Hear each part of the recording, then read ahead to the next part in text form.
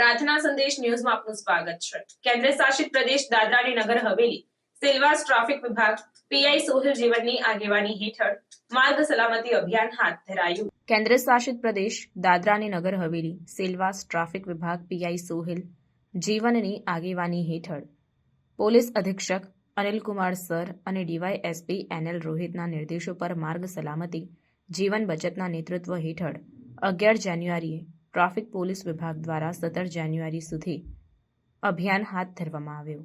સંઘ પ્રદેશ Dadra Nagar Haveli Silvassa DYSP NL રોહિતના નિર્દેશો પર માર્ગ સલામતી જીવન બચતના નેતૃત્વ હેઠળ 11 જાન્યુઆરીએ ટ્રાફિક પોલીસ વિભાગ દ્વારા 17 જાન્યુઆરી સુધી અભિયાન ચલાવવામાં આવી રહ્યું છે। સાથે જ ટ્રાફિક પોલીસ વિભાગ દ્વારા આવતા જતા તમામ વાહનો પર ચાંપતી નજર રાખવામાં આવી।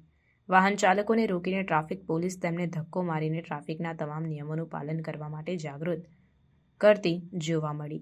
હેલ્મેટનો વીમો, ડ્રાઇવિંગ લાયસન્સ અને તમામ ડ્રાઈવરોના તમામ દસ્તાવેજોની ચકાસણી કરવામાં આવી।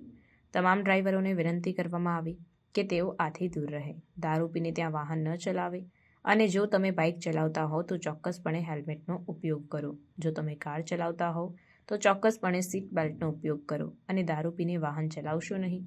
જો તમે કોઈ નિયમનો ભંગ કરો છો તો તમને ટ્રાફિક વિભાગ દ્વારા કાયદેસરની કાર્યવાહી કરાશે અને સજા આપવામાં આવશે। દાદરા નગર હવેલી પોલીસ ટ્રાફિક વિભાગની ટીમ તમારી સુરક્ષા માટે હંમેશા તત્પર છે અને તમારી સુરક્ષા તમારા હાથમાં છે તેમ જણાવવામાં આવ્યું। પ્રાર્થના સંદેશ ન્યૂઝની તમામ લેટેસ્ટ અપડેટ્સ માટે ચેનલને હમણાં જ લાઇક, શેર અને સબસ્ક્રાઇબ કરો।